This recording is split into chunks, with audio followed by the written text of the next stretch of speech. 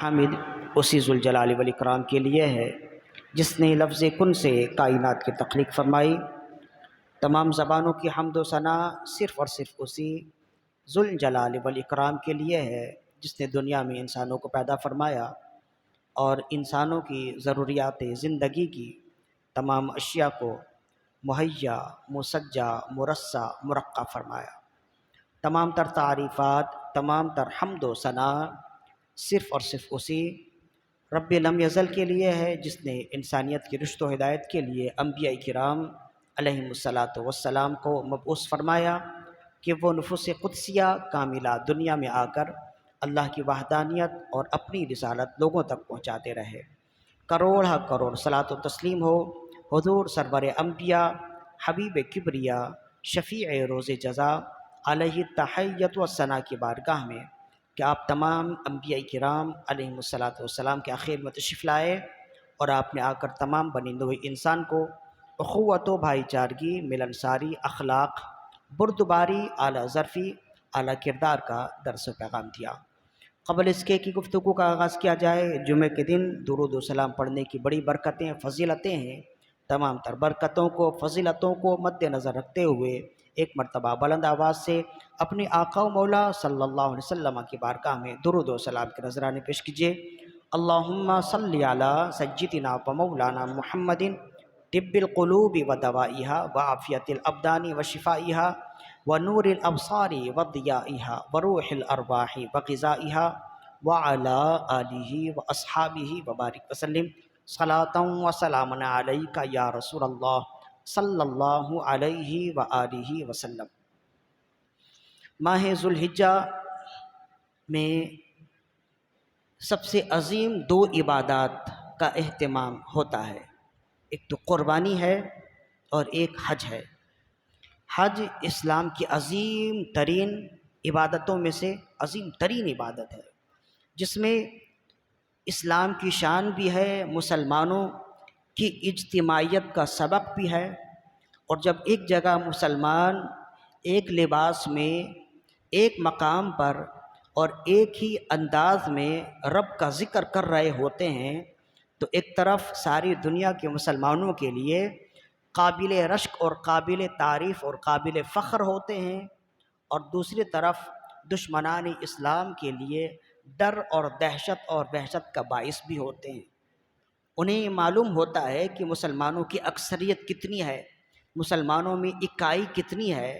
اس وجہ سے فریضہ حج اسلام کا ایک عظیم ترین فریضہ ہے، اور یہ ایسا فریضہ ہے جس کی ادائیگی کے لیے دنیا کا ہر مسلمان دلی طور پر خواہش رکھتا ہے، دعائیں کرتا ہے کہ مولا اس وقت تک موت نہ آئے جب تک ایک بار تیرے پاک در کی زیارت نہ ہو جائے، تیرے نبی صلی اللہ علیہ وسلم کے روضے کی زیارت نہ ہو جائے، اس وقت تک موت نہ آئے۔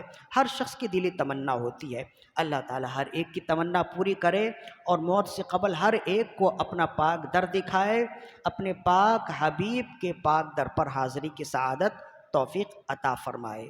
اسی عظیم عبادت کے ساتھ ساتھ ایک عبادت ہے جو قربانی ہے، اور قربانی یاد ابراہیمی اور یاد اسماعیلی ہے، یعنی قربانی سے حضرت ابراہیم علیہ السلام کی یاد اور حضرت اسماعیل علیہ السلام کی یاد تازہ ہوتی ہے، یا اور آسان کر لیجئے، قربانی سے حضرت ابراہیم علیہ السلام اور حضرت اسماعیل علیہ السلام کی قربانی کی یاد تازہ ہوتی ہے۔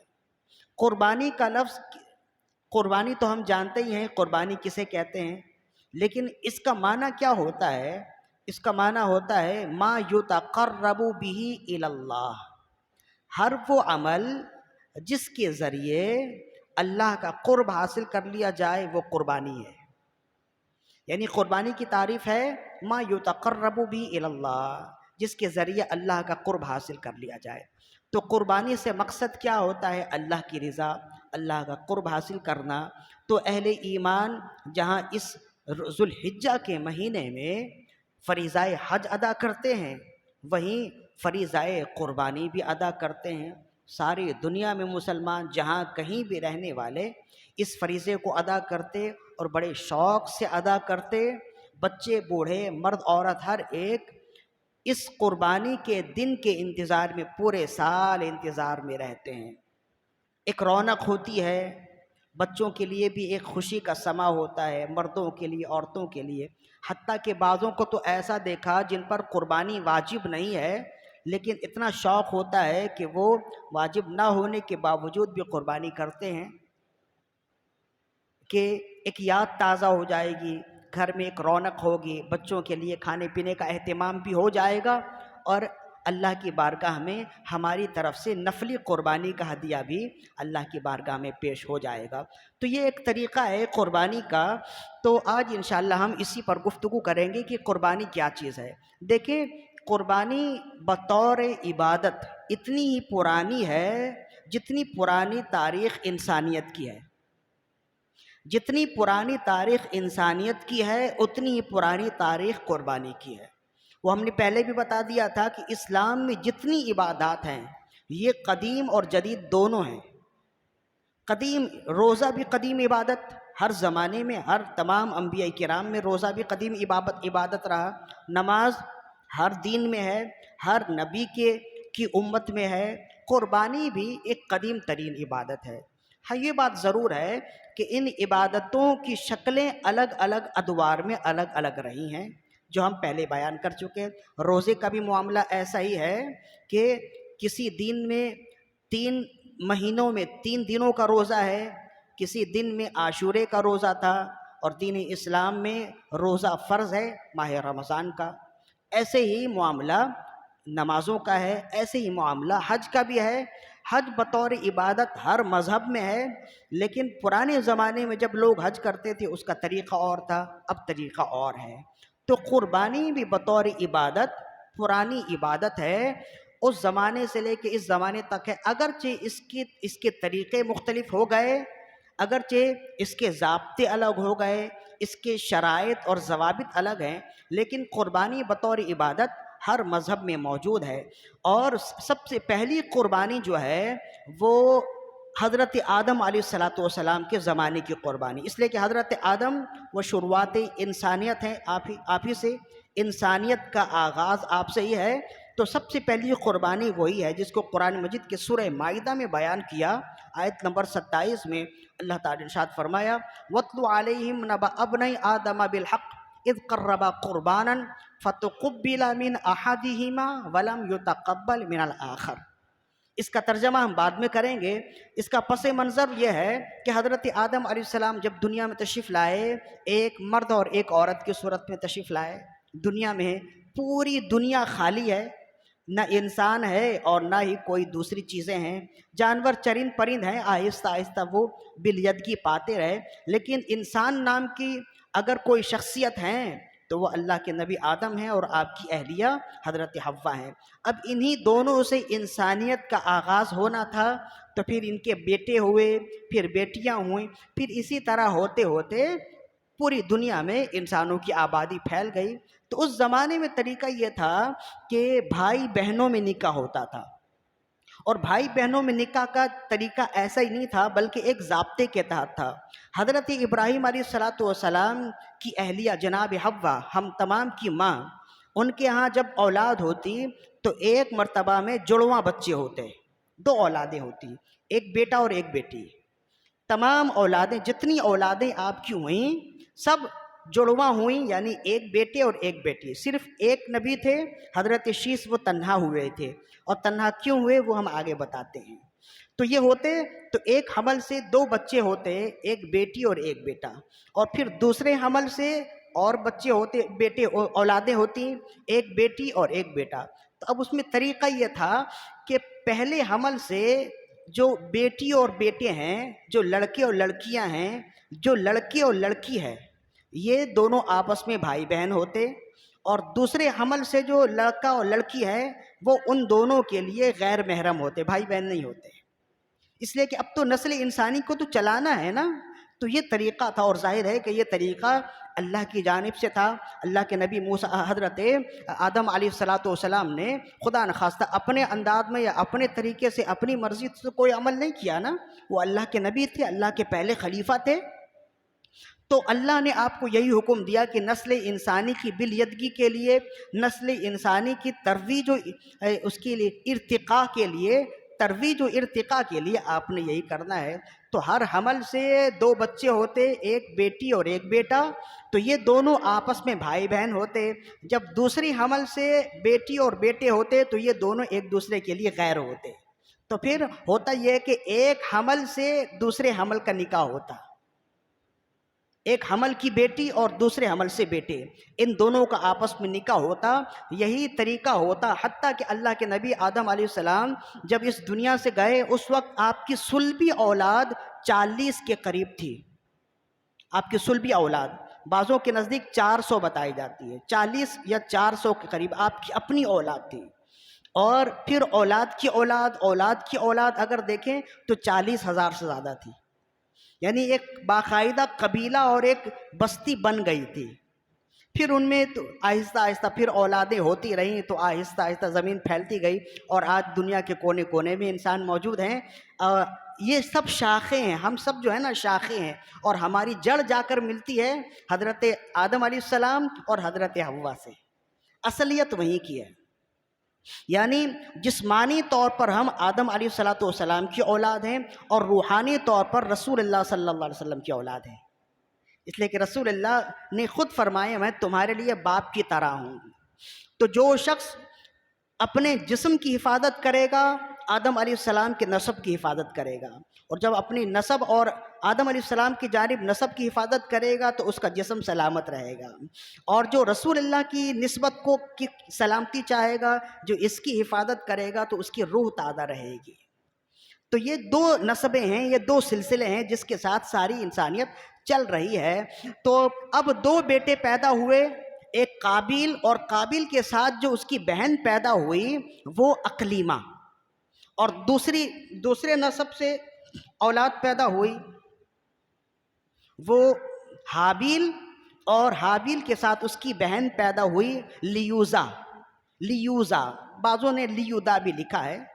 تو یہ ایک تاریخی روایت ہے، اس میں لفظوں میں آگے پیچھے ہو جاتے ہیں، اس لیے کہ نام بھی جو ہے نا بعض زبانوں میں نام کی ادائیگی الگ ہوتی ہے، اور بعض زبانوں میں نام کی ادائیگی الگ ہوتی ہے۔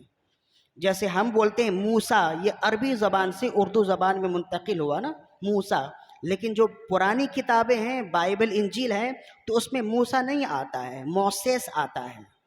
ہم بولتے ہیں عیسیٰ، لیکن پرانی کتابوں میں جیزس آتا ہے۔ ہم بولتے ہیں یوسف، لیکن پرانی کتابوں میں وہ جوزف آتا ہے۔ ہم بولتے ہیں داود، پرانی کتابوں میں ڈیوڈ آتا ہے۔ تو یہ لفظوں کے تلفظ کی ادائیگی جو ہے نا یہ مختلف زبانوں کی وجہ سے یہ ہو جاتا ہے۔ تو اقلیمہ کتابوں میں ہے، اقلیمہ الف کے ساتھ بھی ہے، اور اقلیمہ گول ہا کے ساتھ بھی ہے، اقیلمہ بھی ہے یہ کے ساتھ بھی ہے۔ تو ناموں میں تھوڑا بہت اختلاف ہو جاتا ہے۔ تو قابیل کے ساتھ جو بہن پیدا ہوئی وہ اقلیمہ پیدا ہوئی، حابیل کے ساتھ جو بہن پیدا ہوئی وہ لیوزا پیدا ہوئی۔ یہ لوگ دونوں بڑے ہوئے، جب شادی کے قریب ہوئے تو اللہ کے نبی آدم علیہ السلام نے ان دونوں بیٹوں کو بلایا، اور بلانے کے بعد فرمایا بیٹے نسل انسانی کی ترویج و ارتقاء کے لیے جو سلسلہ، جو عمل رب نے بتایا ہے اسی عمل کو اب تم نے آگے پھیلانا ہے، لہذا میں تمہارا نکاح کرنا چاہتا ہوں۔ دونوں خوش ہوئے، جیسے نوجوان خوش ہو جاتے ہیں نکاح کے نام سے، دونوں خوش ہوئے۔ تو پھر اللہ کے نبی آدم علیہ السلام نے فرمایا کہ قابیل سے فرمایا تمہارا نکاح لیوزا سے کیا جائے گا، حابیل سے فرمایا تمہارا نکاح اقلیمہ سے کیا جائے گا، اس لیے کہ اقلیمہ تمہارے لیے غیر ہے، لیوزا قابیل کے لیے غیر ہے۔ تو اب حابیل جو ہے یہ تو مان گیا، اس نے کہا کہ آپ کا جو فیصلہ ہے میرا وہی فیصلہ ہے، اس لیے کہ میں سمجھتا ہوں کہ آپ کا فیصلہ فقط آپ کا ہی نہیں بلکہ آپ کے رب کی طرف سے ہے، تو میں کون ہوتا ہوں آپ کے فیصلے پر انکار کرنے والا۔ اور بیٹے کے لیے باپ کا فیصلہ ہی بہت ہوتا ہے، باپ اپنی اولاد کے لیے کبھی بھی غلط نہیں چاہتا۔ تو وہ مان گئے، لیکن جو قابل تھا وہ اکڑ گیا، وہ کہنے لگا یہ کیسے ممکن ہے کہ میں لیوزا سے نکاح کروں، میرے لیے تو اقلیمہ ہے، یہ میرے ساتھ پیدا ہوئی ہے، یہ اس بات کی دلیل ہے کہ یہ میرے لیے ہے۔ میرے ساتھ اسی وجہ سے اللہ نے اسے پیدا کیا تاکہ یہ ہم دونوں کا جوڑ اسی سے ہے۔ تو اللہ کے نبی فرمانے لگے یہ تمہاری بہن ہے۔ تو وہ کہنے لگا اگر یہ بہن ہے تو پھر وہ بھی بہن ہونی چاہیے۔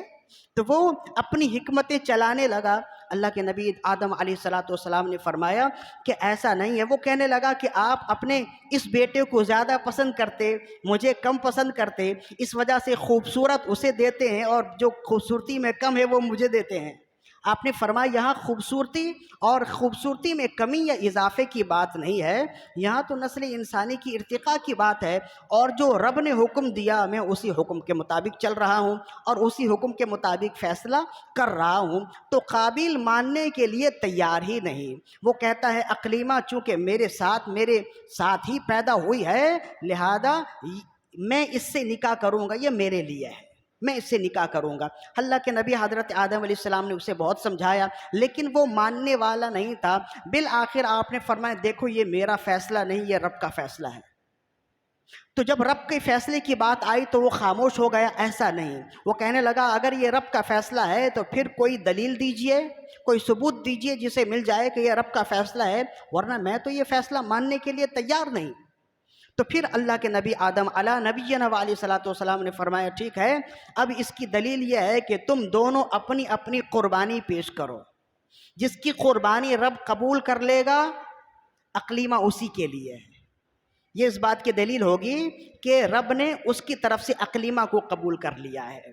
تو کہتے ہیں کہ حابیل یہ ریوڑ چلایا کرتا تھا، بکریاں پالتا تھا، کچھ جانور تھے اس کے پاس، تو اس نے اپنے پاس سے جو عمدہ جانور ہے، جو عمدہ دمبا تھا وہ لے کر آیا، اس نے رب کی بارگاہ میں پیش کرنے کا ارادہ کیا۔ دل میں نیت یہ تھی کہ رب مجھے قبول کر لے۔ یہ ضروری نہیں ہے کہ اقلیمہ کس کے لیے ہے، اصل تو رب کی بارگاہ میں قبولیت ہے۔ رب اگر قبول کر لے تو بہت بڑی چیز ہے۔ رب کا جو فیصلہ ہے وہ میرے لیے قابل قدر ہے، رب کا جو فیصلہ ہے وہ میرے لیے میں ماننے کے لیے تیار ہوں، راضی ہوں۔ یہ نیت کر کے آیا اور اس نے ایک دمبا حوالے کیا، کہا کہ یہ میری طرف سے رب کی بارگاہ میں قربانی کے لیے ہے۔ اب وہ جو قابیل تھا وہ کھیتی باڑی کرتا تھا، اس نے کچھ اناج لیے اور اناج میں بھی عمدہ اعلیٰ اور ردی کو نہ دیکھا، جیسے تیسے اناج سمیٹے اور بارگاہ میں پیش کیا، اور نیت اس کی یہ تھی کہ بھلے یہ قربانی قبول ہو کہ نہ ہو، میں نے تو اقلیمہ سے ہی نکاح کرنا ہے، اس کی نیت یہ تھی۔ لہذا اب یہ دونوں قربانی پیش کی گئی، چونکہ یہ پہلا طریقہ تھا، اس سے پہلے تو قربانی تھی نہیں، یہ ہم نے سب سے پہلی قربانی بیان کر دی، اس سے پہلے تو قربانی کا کوئی طریقہ ہی نہیں تھا۔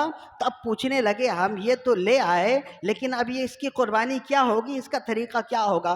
آپ نے فرمایا ایک چٹان صاف کیا، اور چٹان صاف کرنے کے بعد فرمایا کہ اپنی دونوں قربانی اس طرف رکھ دو، اس چٹان کے اوپر، بڑا سا چٹان تھا، اس چٹان میں رکھ دو، اور پھر دیکھو جس کی قربانی قبول ہوگی رب کی بارگاہ سے ایک آگ آئے گی، وہ آگ اس قربانی کو آسمان کی طرف لے جائے گی۔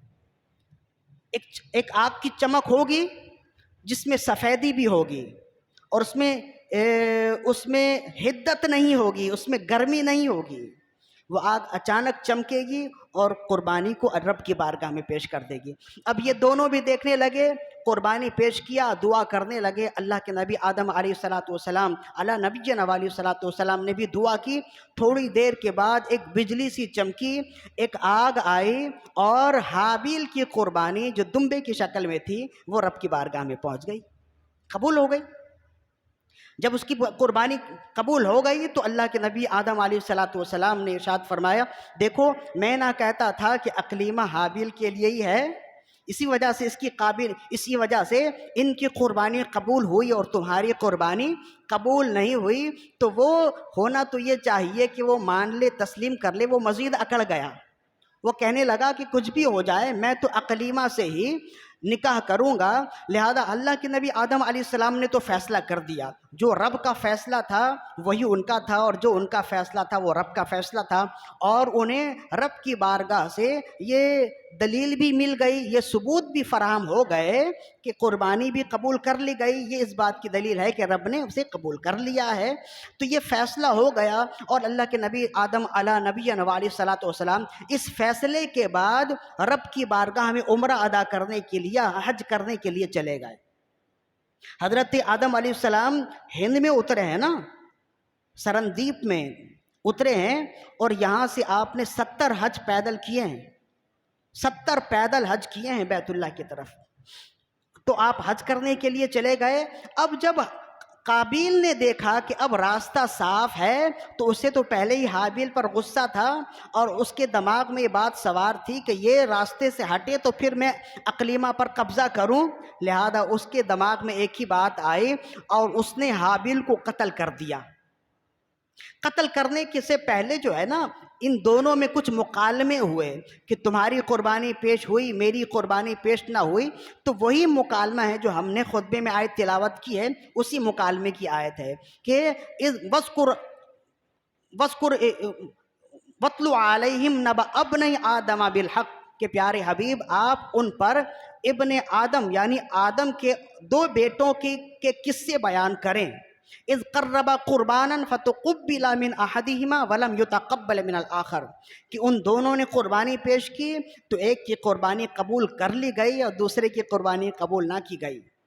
قال لاقتلنک قال انما يتقبل اللہ من المتقین، تو جس کی قربانی پیش نہ کی گئی وہ غصے سے کہنے لگا میں تجھے قتل کر دوں گا، تیری قربانی کیسے قبول کر لی گئی؟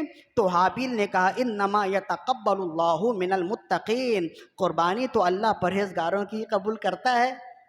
تو اس نے یہ کہہ دیا تھا، لیکن اس کے دماغ میں یہ بات تھی کہ میں اسے راستے سے ہٹا دوں، تو بہرحال اسے راستے سے ہٹا دیا۔ قابیل نے حابیل کو قتل کر دیا، اور قتل کرنے کے بعد اب قتل تو کر دیا، لیکن اسے معلوم نہ تھا کہ اس لاش کو کیا کرے۔ یہ تو پہلا واقعہ تھا کہ قتل کر دیا، 2 پتھروں کے درمیان سر رکھ کر اس نے کچل دیا ایک بہانے سے۔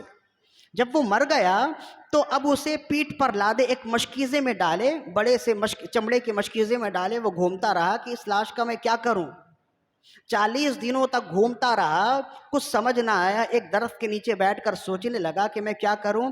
تو دیکھتا ہے کہ 2 کوے آپس میں لڑ رہے ہیں، اور ایک کوے نے دوسرے کو قتل کیا، اور جس نے قتل کر دیا تو پھر جو کوا مر گیا اس کوے کو قاتل کوے نے زمین کورید کر زمین میں ڈال دیا، دفن کر دیا۔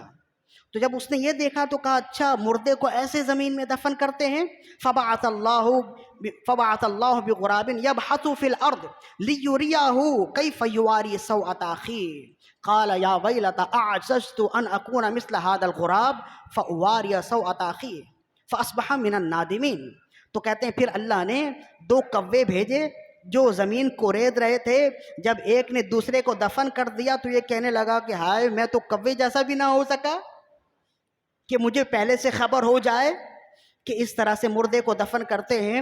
تمام مفسرین نے اکثر و بیشتر لکھا، فرمایا مردے دفن کرنا انسانوں نے کووں سے سیکھا ہے۔ تو بعض ایسی چیزیں ہیں، یہ تو ایک الگ موضوع ہو جائے گا، بعض ایسی چیزیں ہیں جو اعلیٰ نے ادنا سے سیکھی ہیں۔ انسان تو اعلیٰ ہے نا، لیکن مردے دفن کرنا کس نے سکھایا؟ کووں نے سکھایا۔ اس طرح بہت سی باتیں ہیں جو انسانوں نے مختلف جانوروں سے سیکھی ہیں، جس سے معلوم ہوتا ہے کہ اصل یہ دیکھنا چاہیے کہ علم حاصل ہو رہا ہے، یہ نہیں دیکھنا چاہیے کہ کون دے رہا ہے۔ اگر اچھی بات ہے تو چھوٹا بھی دے، بعض اوقات بڑے جو ہے نا وہ چھوٹوں سے بہت کچھ سیکھ لیتے ہیں، بعض اوقات اعلیٰ ادنا سے بہت کچھ سیکھ لیتے ہیں۔ حضرت عبداللہ بن مسعود رضی اللہ تعالیٰ عنہ، ابن عباس رضی اللہ عنہما، یہ قرآن مجید میں سب سے زیادہ گہری نظر رکھنے والے تھے، سب سے زیادہ گہری نظر رکھنے والے۔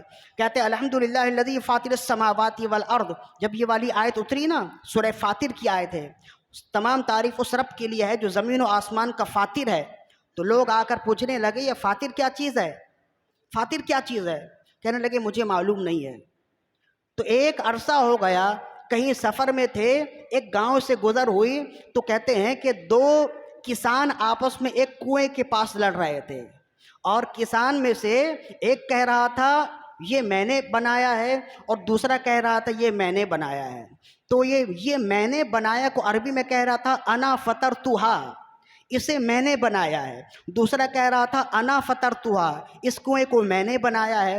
تو حضرت ابن عباس فرماتے ہیں کہ ان دونوں کی لڑائی سے میں سمجھ گیا کہ فاطر کا معنی بنانے والا ہوتا ہے، فاطر کا معنی بنانے والا ہوتا ہے۔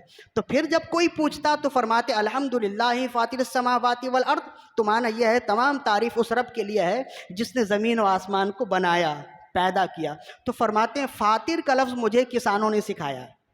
تو اس طرح بہت ساری باتیں ہیں جو اعلیٰ نے ادنا سے سیکھی ہیں، تو اس میں شرم و حیا نہیں کرنی چاہیے، یہ دیکھنا چاہیے اگر اچھی چیز ہے کوئی ادنا بھی سکھا رہا ہے تو وہ سیکھ لے۔ بہرحال یہ تو سلسلہ ختم ہو گیا، پھر بہت لمبی گفتگو ہے، مزید طویل گفتگو ہے، یہیں ہم اپنی گفتگو کو روکتے ہیں۔ تو یہ سب سے پہلی قربانی تھی جو اللہ کے نبی آدم علیہ نبینا علیہ الصلوۃ والسلام کے دو بیٹوں نے پیش کی۔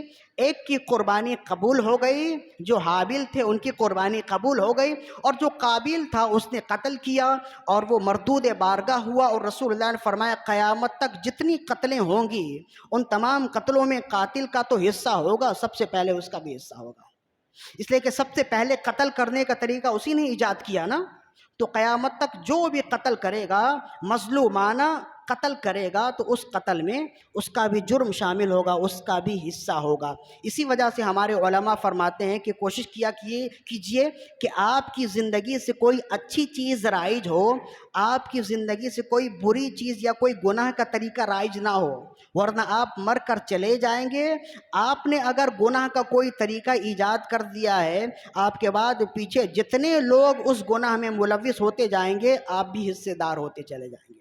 لیکن آپ نے اگر کوئی نیکی کا راستہ چھوڑا ہے تو آپ کے بعد جتنے لوگ اس نیکی کے راستے پر چلتے رہیں گے آپ کو بھی قبر میں اس کا اجر و ثواب ملتا رہے گا۔ تو ایک اس میں سے فائدہ ہو گیا۔ اب دوسرا فائدہ یہ ہے جو ہم بتانا چاہ رہے تھے، یہ جو قربانی ہے یہ سب سے پہلی قربانی ہے۔ مطلب یہ ہوا کہ قربانی کی تاریخ اتنی ہی پرانی ہے انسانیت کی تاریخ جتنی پرانی ہے، تو وہ بھی قربانی تھی۔ اور پھر کہتے ہیں کہ جب اللہ کے نبی ابراہیم علیہ نبینا علیہ الصلوۃ والسلام نے اپنے بیٹے کو قربان کرنا چاہا تو گردن پر چھری چلا رہے تھے، اسی آن میں دمبا آیا اور آپ نے دمبے کو قربان کر دیا۔ ابن عباس فرماتے ہیں، امام خازن نے بھی لکھا، بغوی نے بھی لکھا، جبریل امین جنت میں تھے، سدرہ پر تھے، اللہ نے فرمایا جنت سے دمبا لو اور جلدی پہنچو۔ اب یہ پہنچے اور وہاں پر حضرت ابراہیم علیہ السلام اپنے بیٹے کے گلے پر چھری چلا ہی رہے تھے، وہ دمبا لے کر پہنچ گئے۔ بیٹے کے گلے میں چھری چلنے کے بجائے دمبا کے گلے پر چھری چلی اور دمبا حضرت اسماعیل علیہ السلام کے بدلے میں قربان ہو گیا۔ تو ایک قربانی وہ ہے اور ایک قربانی یہ ہے حضرت ابراہیم اور حضرت اسماعیل علیہ السلام۔ ان دونوں میں مماثلت کیا ہے، ان دونوں میں مطابقت کیا ہے؟ ابن عباس فرماتے ہیں وہ جو حابیل کا دمبا آسمان میں گیا تھا وہی دمبا دوبارہ آیا تھا۔ حضرت اسماعیل علیہ السلام کے لیے جو دمبا آیا، حابیل کا دمبا جو اوپر گیا تھا وہ جنت میں چل رہا تھا، اور پھر جب دوبارہ قربانی کی باری آئی تو وہی دمبا لوٹ کر آیا جو حضرت اسماعیل علیہ السلام کے لیے فدیہ بنا۔ تو ان دونوں میں کیسی مطابقت ہے؟ اور پھر جب ہم قربانی کرتے ہیں تو ہماری قربانی میں کیا مطابقت ہے؟ ہماری قربانی میں مطابقت یہ ہے کہ رسول اللہ صلی اللہ علیہ وسلم سے جب پوچھا یا رسول اللہ صلی اللہ علیہ وسلم ما ہی الاضاحی، یا رسول اللہ یہ قربانی کیا ہے؟ فرمایا سنت ابیکم ابراہیم، تمہارے باپ ابراہیم علی نبینا علیہ الصلوۃ والسلام کی سنت ہے۔ تو ہمارے لیے مطابقت یہ ہے کہ ہم وہ عمل کر رہے ہیں جو ہمارے باپ حضرت ابراہیم علی نبینا علیہ الصلوۃ والسلام نے کی۔ اور پھر عرض کیا رسول اللہ صلی اللہ علیہ وسلم اس قربانی کے بدلے ہمیں کیا ملے گا؟ آپ نے فرمایا ہر بال کے بدلے میں ایک نیکی ملے گی۔ عرض کیا یا رسول اللہ صلی اللہ علیہ وسلم بعض جانور ایسے ہوتے ہیں جن کے جسم میں بال نہیں ہوتے، اون ہوتے ہیں، اس کا کیا حکم ہے؟ فرمایا ہر ایک اون کے بدلے میں ایک نیکی ملے گی۔ یہ ہمارے لیے، یعنی کہ آدم علیہ السلام سے لے کے حضرت ابراہیم، حضرت اسماعیل علیہ السلام اور حضرت ابراہیم و اسماعیل سے لے کے آج تک جو قربانی ہو رہی ہے، یہ ایک تسلسل ہے جو بغیر کسی ٹوٹ کے، بغیر کسی ٹکراؤ کے ایک تسلسل ہے جو چل رہا ہے اور قیامت تک چلتا رہے گا۔ لہذا قربانی خوب خوش اسلوبی کے ساتھ کیجئے۔ اس میں ایک تو بات یہ ہے کہ یہ اللہ کی جانب سے ہے، یہ اس میں اللہ کی رضا ہے، اور دوسرا یہ ہے کہ رسول اللہ صلی اللہ علیہ وسلم نے ارشاد فرمایا کہ قربانی کے جانور کا خون زمین میں بعد میں گرتا ہے، رب کی بارگاہ میں پہلے پہنچ جاتا ہے، رب کی بارگاہ میں۔ وَإِنَّ الدَّمَ لَيَقَعُ مِنَ اللَّهِ تَعَالَى بِمَكَانٍ قَبْلَ أَن يَقَعَ فِي الْأَرْضِ فَطِيبُوا بِهَا نَفْسًا، بے شک قربانی کے جانور کا خون زمین میں بعد میں گرتا ہے، رب کی بارگاہ میں پہلے پہنچ جاتا ہے۔ تو مطلب کیا ہے؟ خون رب کی بارگاہ میں نہیں، اس خون کو گرانے کے لیے جو اجر و ثواب ہے، جو اخلاص ہے، وہ رب کی بارگاہ میں پہنچ جاتا ہے۔ اور فرمائے وَإِنَّهُ لَتَأْتِي يَوْمَ الْقِيَامَةِ بِقُرُونِهَا وَأَصْفَارِهَا وَأَشْعَارِهَا، فرمایا کہ یہ قربانی کا جانور قیامت کے دن اپنے بالوں کے ساتھ، اپنی سینگھوں کے ساتھ، اپنی کھروں کے ساتھ آئے گا، اور پھر آئے گا تو کیا ہوگا؟ فرمایا یہ جانور جب قیامت کے دن آئے گا تو جنہوں نے قربانی کی ہے ان کے لیے سواری بنے گا۔ جیسے کہ احمد بن اسحاق کی جو وہ حکایت ہے نا، فرماتے ہیں کہ امام احمد بن اسحاق فرماتے ہیں ان کے بھائی کا انتقال ہو گیا جو بڑا غریب تھا، لیکن ہر سال قربانی کرتا تھا، نفلی قربانی کیا کرتا تھا۔ تو بھائی کا جب وصال ہو گیا تو کچھ عرصہ کے بعد جب بھائی کو خواب میں دیکھا تو دیکھا کہ وہ گھوڑے پر سوار ہے، اور بہت سارے گھوڑے دائیں بائیں بھی ہیں، دائیں بائیں بھی بہت سارے گھوڑے ہیں، اور ایک خوبصورت گھوڑے پر سوار وہ کہیں کسی طرف چل رہا ہے۔ تو بھائی نے اپنے بھائی سے پوچھا کہ تمہیں اتنا بڑا مقام و مرتبہ کیسے ملا؟ تو اس نے کہا کہ مجھے یہ مقام و مرتبہ فقط اس سبب سے ملا کہ زندگی میں نے ایک ضرورت مند کو اس کی ضرورت کی وجہ سے 1 روپیہ دے دیا تھا، بس 1 درہم دے دیا تھا۔ جب اس نے اپنی ضرورت کا مجھ سے سوال کیا اور مجھے لگا کہ یہ واقعی مستحق ہے، تو میں نے اس کی ضرورت کو پورا کرتے ہوئے اس وقت 1 روپیہ اسے دے دیا تھا۔ جب یہاں پہنچا تو رب نے فرمایا تم نے وہ عمل کیا، میرے بندوں کو خوش کیا، تم اس کی مشکل وقت میں کام آئے، تمہاری ساری نیکیاں ایک طرف اور یہ ایک عمل ایک طرف۔ کہتے اس وجہ سے مجھے اللہ نے یہ مقام و مرتبہ دیا۔ تو پھر پوچھا یہ تمہارے پاس یہ گھوڑا اور یہ اتنا عمدہ نسلی الاصلی اعلیٰ گھوڑا اور مزید یہ گھوڑے؟ تو کہا کہ یہ گھوڑا وہ ہے جس کی میں قربانی کیا کرتا تھا۔ کہا کہ یہ جس پر سوار ہو یہ کون سا گھوڑا؟ کہا سب سے آخری میں نے جس کی قربانی کی ہے وہ گھوڑا ہے، باقی جتنے گھوڑے ہیں یہ میری زندگی بھر کی قربانیاں ہیں، یہ ساتھ چل رہے ہیں۔ کہا کہاں کا ارادہ ہے؟ فرمائے الی الجنہ، جنت کی طرف جا رہا ہوں۔ تو یہ جو روایت ہے نا، یہ جو حکایت ہے، یہ فقط ایسا ہی نہیں ہے۔ ملا علی قاری علیہ رحمت باری اور شیخ محقق فرماتے ہیں کہ قربانی کا جانور اس کا ادب و احترام کرو اور اسے تگڑا اور مضبوط جانور دیکھو اور اس کی قربانی کرو، اس لیے کہ یہ جانور تمہارے لیے سواری کے لیے وہاں پر ہوں گے، قیامت کے دن ہوں گے۔ اب رب جانتا ہے وہ سواری کیسے کر سکتا ہے۔ عام طور پر تو خیال آتا ہے کہ ایک بڑے جانور میں 7 حصے ہوتے ہیں، تو ایک بڑا سا جانور کتنا بھی بڑا ہو جائے اگر 7 تگڑے تگڑے بندے اس کے اوپر بیٹھ جائیں تو سواری نہیں اٹھا سکتا، لیکن وہ رب ہے، وہ چاہے تو بہت کچھ کر سکتا ہے۔ ایک کمزور سواری کو بھی اللہ تعالیٰ بہت مضبوط کر سکتا ہے۔ یہ رب کی عطا سے بس ہمارے لیے یہ یقین کر لینا چاہیے کہ جو قربانی کرتا ہے اس کے لیے یہ تمام اجر و ثوابات ہیں، لیکن اس میں ایک بات کا خیال رکھنا بہت ضروری ہے کہ تمام کام ایک طرف ہیں۔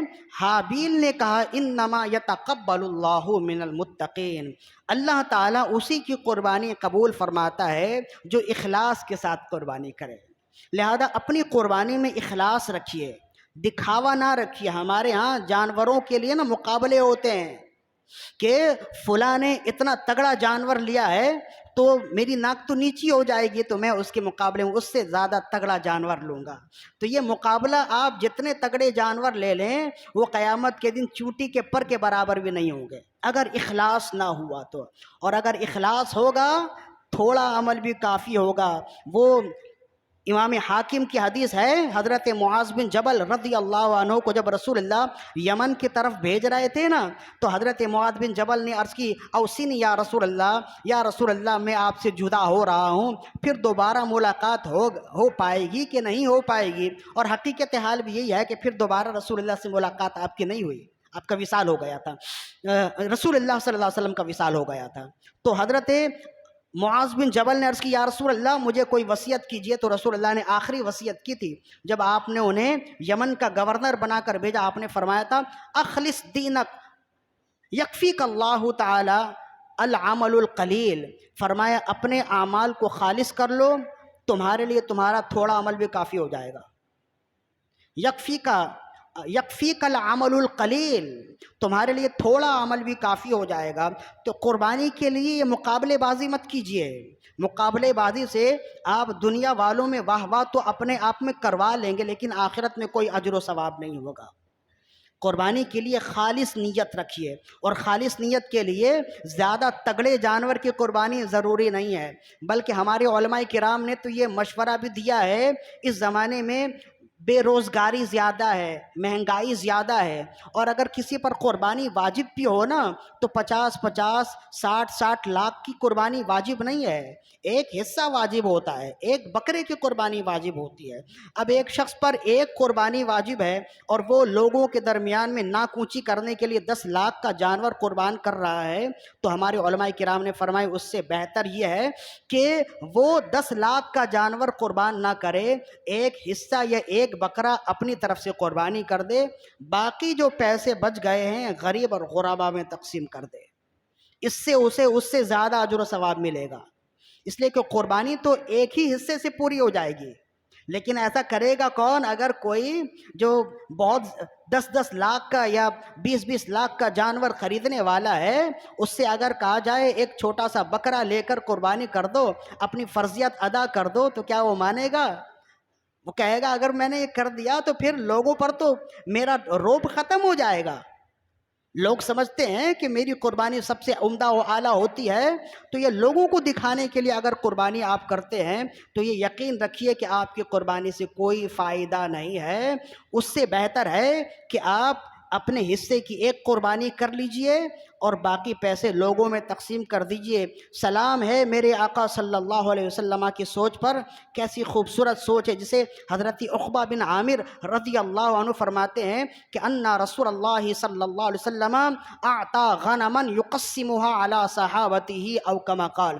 حضرت عقبہ بن عامر رضی اللہ عنہ فرماتے ہیں کہ رسول اللہ صلی اللہ علیہ وسلم نے ایک مقام پر بہت سے بکرے اور بکریاں ایک صحابی کو دیں، تو عرض کرنے لگے یا رسول اللہ ان بکرے اور بکریوں کا کیا کروں؟ آپ نے فرمایا صحابہ کرام میں بطور قربانی تقسیم کر دو۔ تو ایک تو ہے قربانی کا گوشت تقسیم کرنا، یہ بھی اچھا عمل ہے، غریبوں کو یہ گوشت مل جائے جنہوں نے مہینوں سے گوشت نہ کھایا ہو، بلکہ اب تو ہم میں سے اکثر کہہ سکتے ہیں کہ ہم نے پورے سال اچھا اور تازہ اور اصلی گوشت نہیں کھایا۔ ہم تو اگر یہ دعویٰ کریں تو ہو سکتا ہے کہ سچے بھی ہو جائیں نا، اس لیے کہ اس زمانے میں جو گوشت ہم کھاتے ہیں تو آپ جانتے ہیں نا کس طرح کا گوشت ہے، کتنا پانی ہوتا ہے، 1 کلو گوشت تولوا کر جب لائیں گھر آتے آتے وہ آدھا کلو ہو جاتا ہے، ایسا ہی ہوتا ہے نا۔ تو عمدہ گوشت اور تازہ گوشت بھی مل جاتے ہیں، تو یہ بھی اچھا عمل ہے، لیکن کیا یہ خوبصورت عمل نہیں ہے جو رسول اللہ نے ہمیں سکھایا کہ گوشت تقسیم کرنے سے بہتر ہے کہ جانور تقسیم کر دو؟ تم 4 5 جانور خود ہی کاٹتے ہو، گوشت تقسیم کرتے ہو، اس سے بہتر ہے کہ چھوٹے چھوٹے جانور لے لو جو قربانی کے قابل ہوں، جسے تمہیں ایسا لگے، جو مزدور ہے تمہارے ہاں کام کرنے والا، جو تعلقاتی ہے، اس کے گھر میں ایک جانور دے دو، تو وہ کتنا خوش ہوگا، وہ اپنے گھر میں بھی قربانی کرے گا، بچے کتنے خوش ہو جائیں گے۔ تو یہ سوچ ہمارے ہاں آتی نہیں ہے۔ کیوں نہیں آتی؟ اس لیے کہ اس میں دکھاوا نہیں ہے نا، کسی کو پتہ بھی نہیں چلے گا۔ اب دکھاوا نہیں ہے تو معلوم کیسے ہوگا کہ یہ بہت بڑا دیالو ہے؟ تو یہ عمل بھی ہمارے لوگوں کو کرنا چاہیے کہ جنہیں اللہ نے دیا ہے وہ اپنے طرف سے بھی قربانی کریں۔ قربانی کا گوشت بانٹنا بھی بہت اچھا عمل ہے، لیکن یہ عمل بھی ہونا چاہیے، یہ رسول اللہ کی ایسی سنت ہے جو اب ہمارے درمیان سے رخصت ہو گئی۔ ہم نے تو کسی کو نہیں دیکھا کہ وہ جانور لا کر کسی کو دے اور کہے کہ یہ میری طرف سے تم اپنے بچوں کے لیے قربانی کر لینا. ثواب وہی ہوگا. آپ گوشت بانٹیں گے جب بھی ثواب ہوگا, جانور دے دیں گے جب بھی ثواب ہوگا. لیکن ہم سمجھتے ہیں کہ جو بچے خوش ہوں گے نا تو اس کا اجر و ثواب اس سے زیادہ ہوگا. اس لیے کہ پھر ایک حدیث بھی ہے نا جو رسول اللہ نے فرمایا, ان فی الجنت دارن یقال له دار الفرح, کہ بے شک جنت میں ایک محل ہے اور اس محل کا نام ہے دار الفرح. تو عرض کی یا رسول اللہ اس محل میں کون داخل ہوگا؟ فرمائے من یفرح الصبیان, اس محل میں وہی داخل ہوگا جو بچوں کو خوش کرتا ہوگا. تو آپ اگر اپنی طرف سے قربانی کریں گے اور کسی غریب کو وہ جانور دے دیں گے, وہ بھی خوش ہو جائے گا, اس کے گھر میں بھی ایک رونق ہو جائے گی, بچے خوش ہوں گے, تو آپ کو اس میں سے زیادہ اجر و ثواب ملے گا. یہ تمام اعمال کریں گے تو اللہ تعالیٰ راضی ہوگا. کل ملا کے بات یہ ہے کہ اسلام میں جتنے اعمال ہیں ان میں اخلاص کو ترجیح حاصل ہے. اگر اخلاص ہے تو سب کچھ ہے, اخلاص نہیں ہے تو کچھ بھی نہیں ہے. اللہ تعالیٰ سے دعا ہے کہ ہماری آج کی حاضری اپنی بارگاہ میں قبول و مقبول فرمائے. وما علینا الا البلاغ المبین.